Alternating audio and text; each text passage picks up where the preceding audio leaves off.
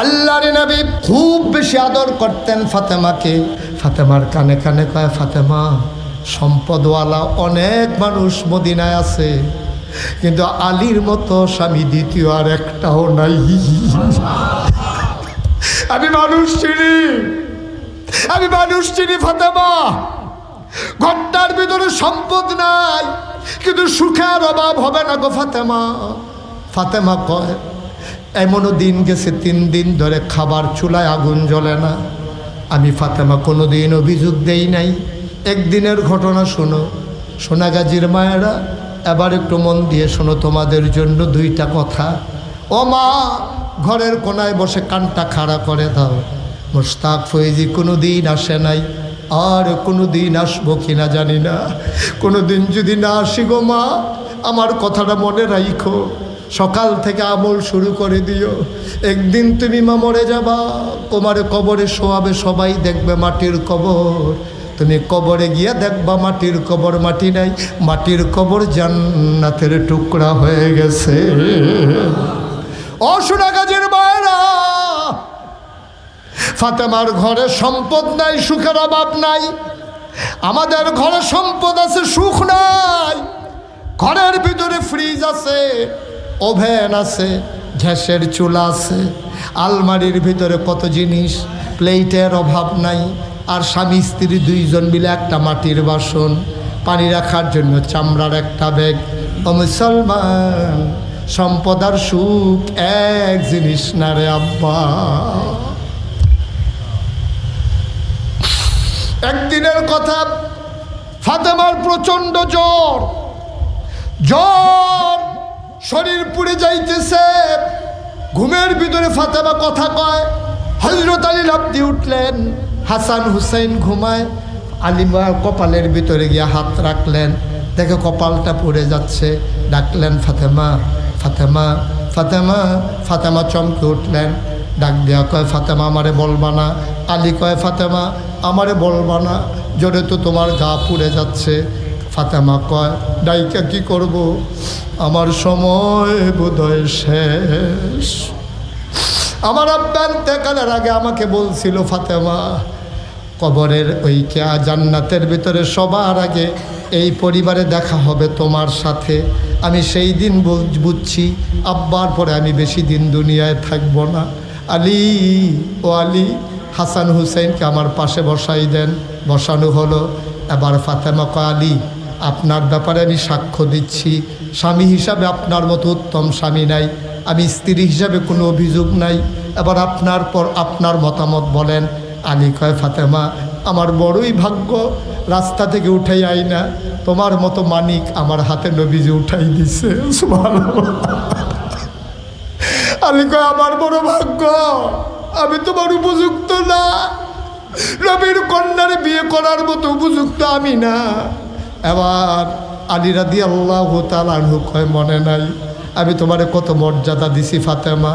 একদিন ফাতেমা কোরআন তেলাওয়াত করতেছেন, কোরআন তেলাওয়াতের ভিতরে আয়াত পড়তেছেন, ফানকিহু মা তাবা লাকুম মিনান নিসাই মাসনা ওয়া সুলাসা ওয়া রুবা। এখানে 4 বিয়ের কথা আল্লাহ বলছেন। আপনি ইমাম হবেন, হাসান হুসাইন আর আপনার 2-4 জন বন্ধুকে ডাকাবেন, ওরা এসে জানাজা দিয়ে আমাকে আপনি রাতের অন্ধকার থাকতে থাকতে কবরে শোয়াই দিয়েন। আলী হাউ মাউ করে কান্দেন, ফাতেমা তুমি কি বলো, নবীর আদরের কন্যা, কত হাজার হাজার সাহাবা আসবে জানাজায়, কেন তুমি বলো রাতের আধারে চুপি চুপি একাকী নিরালা নিবৃতে তোমাকে কবর দেওয়ার জন্য তুমি কেন বলো? বলবেন যেটা ফাতেমার ওসিয়ত। কয়, কেন তুমি এই ওসিয়ত করো? আবার ফাতেমা কান্দে আর কয়, স্বামী আমার, বিয়ের আগে যখন আমি যৌবনদীপ্ত প্রাণ হয়েছি, আমার যখন বিয়ের বয়স হয়েছে, কোনো দিন আমি পরপুরুষের সামনে যাই নাই। আর বিয়ের পরে তো আপনি সাক্ষী, কোনো দিন আমি শরীয়তের বিধান লঙ্ঘন করি নাই, কোনো দিন বা পর্দা হই নাই। আপনি যদি মৃত্যুর পরে আমাকে রেখে দেন, দিনের আলোতে যদি জানাজা দেন, সবাই গিয়া দেখবে কাফনের উপর দিয়া ফাতেমা লম্বা ছিল না খাটো ছিল, চিকন ছিল না মোটা ছিল। ও স্বামী আমার, জীবনে কাউরে দেখাইলাম না, এন্তেকালের পরও আমি কারো সামনে যাইতে রাজি না।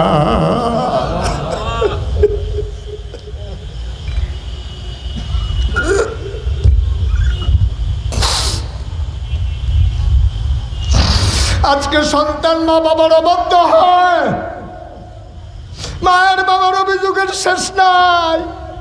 কিন্তু মা তুমি একবার ভাবলা না, এই পেটে বাচ্চা নিয়া আগের দিনের মহিলারা কোরআন তেলাওয়াত করত, খতমে ইউনুস পড়ত, পীর সাহেব হুজুরের পানি পড়া রেখে দিত, কত মানুষের কাছে দোয়া চাইতো সন্তানটা যেন সহি সালামতে খালাস হয়। আর মা তোমার পেটে সন্তান, তুমি শপিং করার জন্য সোনাগাজী চলে যাও, তুমি শপিং করার জন্য ফেনী চলে যাও, তুমি নির্লজ্জের মতো বেহায়ার মতো বেপর্দা হইয়া তুমি দোকানে দোকানে ঘুরো, তোমার গর্বে ভালো সন্তান আসবে এটা তুমি আশা করো কেমনে? কথা দেখে মনে পড়ছে বলে ফেলাই, কষ্ট হইতেছে আপনাদের? নবীজি বসে আছেন মসজিদ নববীর ভিতরে, আবু বকর, উমর, উসমান, আলী, তালহা, জুবায়ের, বড় বড় সাহাবারা সব বসে আছে মসজিদে নববীতে। নবী একাকী, নিথরে নিস্তব্ধ, একাকী নিরালায় নিবৃতে তিনি যেন ভাবনার জগতে হারিয়ে আছেন। এমন সময় আবু বকর, উমর, উসমান, আলী সবাই বসে আছে। তো কয় যে ফাতেমা তো এখন বড় হয়েছে, আমাদের তো ফাতেমার ব্যাপারে চিন্তা করা দরকার।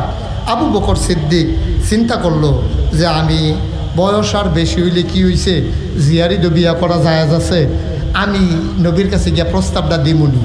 উমরে কই দেন না, আপনার যখন আদরে হয় না, নবী এমনি আপনার আদর করে, আবার বিয়ে করে জামাই হইয়া যখন আদর ফাইতে হইব, শ্বশুর আছেন যে এটা ভাল লাগে না, জামাই হইতেন চান। কারণ উমরেরও তো মত, সুবহানাল্লাহ বলবেন না? মানে আবু বকর যদি যায়, উমরের চিন্তা হইলে আবু বকরের মতো জামাই পাইলে আমি উমরের মতো জামাই বা নবীজি দিতে পারে। তারপরেও কইছে ঠিক আছে আপনি যখন যাইতে চান যান। তো আবু বকর সিদ্দিক খুব খেয়াল করেন, নবীজি বসে আছে, আবু বকর সিদ্দিক গিয়া আসসালাতু ওয়াসসালামু আলাইকা ইয়া রাসূলুল্লাহ, নবী গো আলাইকুম আসসালাম ওয়া রাহমাতুল্লাহ, কি চাই? কেন এমনি ইসলাম যাইতে শিখে আসছে, মানে বিয়া কোয়ার মতো আর রুচি হয়েছে না, আস্তে করে গেছে। আইয়া সেটা কয় ভাই আপনি যান। উমরে গিয়া আসসালাতু আসসালামু আলাইকা ইয়া রাসূলুল্লাহ, নবী কো আলাইকুম আসসালাম, কি চাই? কয় না ইয়া রাসূলুল্লাহ, ওই এমনি হাতে যাইতাম বুঝতাম, মনে করে সালাম দিয়া যায়। উমরেরও আর সাহস হয় না। উসমান এর আগেই 2 বিয়া করছে, উসমানের ঘরে নবীর কন্যা আছে, তো উসমান দর যাইতে পারে না। এখন উমরও ফেরত, আবু বকরও ফেরত, বলতেই পারে নাই ফেরতের কি আছে। সবাই মিল্লা ধরছে আলী রে, আলী আপনি যদি যান কারবার ঘটা যাবে। আলী কয় শরম করে, আমি একসাথে সারা জীবন নবীর ঘরও খাইলাম, বারান্দাত ঘুমাইলাম, ফাতেমা আমাদের চাচা চাচা ডাকছে সারা জীবন, আমি নবীর চাচা তো ভাই, যদিও বিয়া করা যায়, ফাতেমারে আমি ছোটো আদর করছি দেখছি, আমি কেমনে গিয়া কইতাম ইয়া রাসূলুল্লাহ আমি ফাতেমারে বিয়া করতাম চাই, এটা আমি কেমনে কইতাম? আমার কি শরম টরম কিচ্ছু নাই ভাই, আমার দিয়ে হইতো না। সবাই কারে আপনি যাইতে পারেন না, আপনি যান, কিচ্ছু না বলেন, নবীর মনোভাবটা তো বুঝবে। আমরা দিকে যেমন ওয়ালাইকুম কইছি, আমরা তো ডরে আইয়া পড়ছি, আমরা কিছু কইছি না। তা আপনি যান না, দেখেন না কী অবস্থা। হযরত আলী রাদিয়াল্লাহু তাআলা আনহু এবার দরজা দিয়ে ঢুকলেন, নবীর কাছে গিয়ে বললেন আসসালাতু আসসালামু আলাইকা ইয়া রাসূলুল্লাহ। নবীকে আলী কেন আসছো? তারা কইছে আইতাম। কইয়া ফাতলা ফাতলা গাই দিয়া বাড়ি আইয়া পড়ছে। সকলে কই গেছলা? কই গেছিলাম, নবীর কাছে গিয়ে শৈল কাপ দিয়া লাইছে, আপনার উপরে দুষ দিয়া বাড়ি আইয়া পড়ছে। কয় নবীজি এমনি কিছু কইছে টইছে না? কয় না, আমার দৌড় দেখা নবীজি আর ফিসি দিয়ে ডাক দিছে না। কয় আবার যান, আবার যান। কয় ভাই আমার মাইরেন না, আমি বেহুশ হওয়ার বাহি আসলাম। কয় আবার সাহস করে যান, দোয়া দুরুজ করে যান, সূরা ফাতিহা পড়ে আয়াতুল কুরসি পড়ে বুহ ফু দিয়া যান। এখন যখন আবার গেছে, আবার নবীজির কাছে গেছে, আলে বসো, সুবহানাল্লাহ বলবেন না? সালাম দেওয়ার সাথে সাথে নবী বলতেছে আলী বসো। বসার পরে বলতেছে ফাতেমা তো বড় হইছে, বিয়ে দেওয়া দরকার। এখন আমি চিন্তা করলাম, সুবহানাল্লাহ বলবেন না? নবীজি বলতেছে, আলী চুপ করে শুয়ে শুনতেছে, আমি চিন্তা করে দেখলাম আমার আদরের কন্যা ফাতেমা ছোটবেলা তার আম্মা হারাইছে। খাদিজা যখন ইন্তেকাল করে, ফাতেমা তখন ছোট্ট বাচ্চা। 3টা মেয়ে আগেই বুঝে ফেলছে মা কি জিনিস, কিন্তু ফাতেমা তো বুঝে নাই। আমার কাছে এসে ধরে কাঁদতেছে, আব্বা আমার চুলগুলা কে আশ্রে দেবে? আম্মা তো কথা কয় না, সুবহানাল্লাহ বলবেন না? এখন আমাকে লোকমা দিয়া কে খাওয়াবে? আবার চুলের ভিতরে লাল ফিতা কে বেঁধে দেবে? আব্বা, আমার পায়ের ভিতরে দুল পাড়াইয়া কে ঘুম পাড়াই দেবে দুল খাওয়াইতে খাওয়াইতে? নবী যে কথাগুলো এমনি খাদিজার জন্য নবী অস্থির। দুঃখের দিনের সাথী খাদিজা এবার বিবি ফাতেমাকে বুকের মাঝে জড়াইয়া ধইরা কয়, তোর আম্মা নাই কে বলছে? আব্বা, আম্মা কথা কয় না তো, আমি কতবার ডাকছি, আম্মা কথা কয় না। নবীজি বললেন, ফাতেমা, আজকে থেকে আমি শুধু তোর বাবা না, আমি তোর বাবা, আমি তোর মা। সুবহানাল্লাহ বলবেন না? সুতরাং তুই চিন্তা করবি না, আমি ঘুম পাড়াবো, আমি গোসল করাবো, আমি চুল আশ্রিয়ে লাল ফিতা বেঁধে দেবো, আমি পায়ের ভিতরে শোয়াইয়া দুল পাড়াইয়া পাড়াইয়া ঘুম পাড়াই দেবো। এই জন্য আম্মাজান আয়েশা কয়, নবীর 4 জন কন্যা ছিল, জয়নব, রুকেয়া, উম্মে কুলসুম, ফাতেমা। কিন্তু আমরা খেয়াল করে দেখেছি ওই 3 জন মেয়ে একরকম, ফাতেমা আর একরকম। ফাতেমা যখন হেঁটে যেত আমরা পিছন দিয়ে দেখলে মনে করতাম যেন নবী হেঁটে যায়। সুবহানাল্লাহ বলবেন না? নবীর সবগুলা গুণ, নবীর হাঁটার স্টাইল, নবীর ভদ্রতা, নবীর সভ্যতা, নবীর ড্রেস আপ সব কিছু ফাতেমা হুবহু পাইছিল। মুফাসসিরিনে কেরাম কয়, কেন পাইছে? কয়, ফাতেমা 3 মেয়ে তো বড় হয়ে গেছে, নবীরে কাউরে বুকে শোয়াইয়া ঘুম পাড়ায় নাই, কিন্তু ফাতেমা তো ছোট্ট ছিল, নবীরে বুকের ওম দিয়া, নবুয়তের ওমটা দিয়া ফাতেমা বড় হয়েছে। এই জন্য যদিও ফাতেমা মহিলা মানুষ, নবীর সবগুলা গুণ ফাতেমার ভিতরে ঢুকে গেছে। সুবহানাল্লাহ বলবেন? আল্লাহর নবী খুব বেশি আদর করতেন ফাতেমাকে। আবার আলীকে বলে, আলী রে, ফাতেমার জন্য একটা ভালো স্বামী দরকার। আমি মদিনায় যতগুলো মানুষ চিনি, আমি খেয়াল করে দেখলাম আমার আলীর মতো সুন্দর মানুষ আর একটাও নাই। তোর যদি দ্বিমত না থাকে, আমি ফাতেমারে তোর হাতে উঠাই দিতে চাই। আলী চোখের পানি ছেড়ে দিলেন। আমাকে কেন জিজ্ঞেস করতেছেন? আপনি আমার অভিভাবক, ফাতেমারও অভিভাবক, আপনি তো 2 পক্ষেরই গার্জিয়ান, আপনি যা ভালো মনে করবেন, আমার কোনো আপত্তি নাই। ও মুসলমান, গভীর মনোযোগ মন দিয়ে শোনো। আলী রাদিয়াল্লাহু তাআলা আনহুকে এবার বললেন, যাও ঘরে কি আছে নিয়ে আসো, আমি তোমার সাথে ফাতেমার বিয়ে দেব। কই, ইয়া রাসূলুল্লাহ, কিচ্ছু নাই, আপনার ঘরে তো খাই, বারান্দায় ঘুমাই, কিচ্ছু যদি থাকতো তো নিজের ঘরেই নিজে ঘুমাইতাম, কিচ্ছু নাই। কই, দেওয়ার মতো কিচ্ছু নাই? কই, শুধু ওই বর্ষাটা আছে, ওইটাই বিক্রি করো। ওইটাকেই বিক্রি করা হলো। হযরত উসমান বর্ষা কিনলেন। এবার বললেন, আলী, ও আলী, আমি টাকা দিয়া কি করব? এই নাও তোমার টাকাটা, আবার আমি তোমার বর্ষার টাকা দিলাম। আর বর্ষা তো আমার অনেক আছে, তরবারি আছে, আল্লাহ আমাকে অনেক দিয়েছে। আমি কেনা বর্ষাটাকে আমি মালিকানার পরে তোমাকে আবার উপহার হিসাবে দিয়ে দিলাম। টাকাই না। নবীজি বলছেন, টাকা বিক্রি করছো? কয়, হয়। দেখি টাকা দাও। আল্লাহ নবী আলীর হাত থেকে টাকা নিলেন, 2টা ভাগ করলেন। বললেন, অর্ধেক মুহরনা, আমার মেয়ে যে বিয়ে করবা, অর্ধেক মুহরনার টাকা নিয়ে নিলাম, আর বাকি অর্ধেক দিয়া বাজারে যাও, তোমার জন্য কিছু কিনো, ফাতেমার জন্য কিছু কিনো, আর ছোট্ট একটা ঘর ভাড়া নাও। সুবহানাল্লাহ বলবেন না?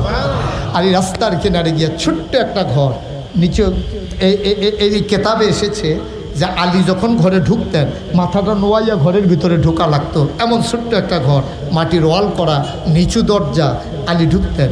আল্লাহর নবী এবার বললেন, বিয়ে পড়াই দিলেন। সুবহানাল্লাহ বলবেন না?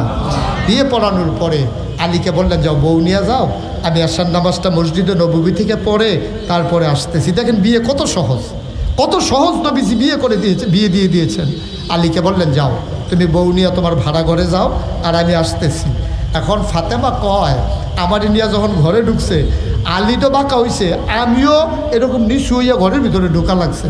গিয়া দেখি ছোট্ট একটা বিছানা, চিকন, এই বিছানার ভিতরে আলী শুইলে আমি বৈশা থাকা লাগবে, আমি শুইলে আলী বৈশা থাকা লাগবে। বালিশ একটা, বালিশ কয়টা? কথা কয়টা? বালিশ কয়টা? বিছানা কি চৌড়া না চিকন? চিকন। আর আমি ঘরটাতে যখন আমারে ঢুকাইছে, আমারে নিয়ে আলিয়ে ধইরা বসাইছে বিছানাটার উপরে বৈশা। আমার মনটা খারাপ হয়ে গেছে। আমার দুলাভাই উসমান কত ধনী মানুষ, আমার দুলাভাই উসমান কত ধনী মানুষ, আমার জয়না বাপার স্বামীও কত ধনী মানুষ। আর আমার আব্বা আর পাত্র খুঁজে পাইল না। একটা বিছানা নাই দুইজনের শোয়ার, এমন একটা বিছানাওয়ালা এই ছোট্ট একটা ঘরের ভিতরে আমার বউ বানাইয়া পাঠাইলো। আব্বা আব্বা যদি ইশারা করতেন, কত ধনী মানুষ আমাকে বিয়ে করার জন্য পাগল ছিল, আব্বার জামাই খুঁজা পাইল না। জামাই নাইলে ভালো, কিছু সম্পদ লাগে না ঘরে। এটা কি আছে? তাকাইয়া দেখে ঘরটার ভিতরে দুইটা সাক্কাস, যে আমাদের দেশে আগে মুসুরির ডাল, তারপরে ডাল পেশানোর জন্য সাক্কা থাকতো না, ঘুরাইতো যে চাকি, এই দুইটা চাক্কি আছে, একটা মশক পানির একটা চামড়ার ব্যাগ আছে, আর একটা পেয়ালা, আর হইলো একটা বিছানা, একটা বালিশ। এর ভিতরে তিনি বসে বসে, মনটা খুব খারাপ। এবার নবীজি দরজা এসে সালাম দিলেন, আসসালামু আলাইকুম। আলী কয় ওয়ালাইকুম আসসালাম। কই অনুমতি আছে নবদম্পতির ঘরে কি আমি ঢুকতে পারি? সুবহানাল্লাহ বলবেন না? তারা যারা নতুন জামাই বউ এই ঘরের ভিতরে আছে, আমি কি ঢুকবো ঘরে? আলী বললেন, আহলান সাহলান মারহাবা, মোস্ট ওয়েলকাম, আমাদের ঘরে দুজাহানের বাদশাহ নবীকে স্বাগতম। এবার নবী যখন ঢুকলেন, ফাতেমা চোখে পানি চলে আসছে। ঢুকেই কয়, এই ফাতেমা কেমন আছো? আচ্ছা এমনি মাইয়া কষ্টে আছে, এরপরে যদি কয় কেমন আছো, আব্বাই জিগাইলে কি আনন্দ লাগে না কষ্ট লাগে? আব্বাই জানে না আমি কেমন আছি? এটা একটা ঘর হইলো, এটা একটা বিছনা হইলো, আমরা দুইজন একসাথে ঘুমাবো কেমনে? আর এটা কোনো কিছু আছে ঘরে? আমি কই থাকবো এটাতে? ফাতেমারে যখন জিজ্ঞেস করছে, ফাতেমা কেমন আছো, নবীজি তাকাইয়া দেখে ফাতেমার চোখ দুইটা ছলছল করতেছে, পানি পড়ে যাবে। এখন আলী তো শরম পাবে যে নতুন বউ জামাইয়ের ঘরে কাঁদতেছে। নবী তো বুঝছে ফেলছে, উনি তো সূক্ষ্ম বুঝের অধিকারী। উনি করছে কি, ফাতেমারে টান দিয়া বুকের সাথে মিশিয়ে চাদর দিয়ে ঘুরে ফেলছে। সুবহানাল্লাহ বলবেন না? যেন চোখের পানিটা আলী না দেখে। কি নবী আমার, আল্লাহর নবী চাদরের ভিতরে নিয়ে নিলেন ফাতেমাকে। এবার আলী রাদিয়াল্লাহু তাআলা আনহুকে আরেক দিক দিয়ে চাদরের ভেতরে নিলেন। নবী নিজেও চাদর দিয়ে ঢেকে ফেললেন নিজেকে।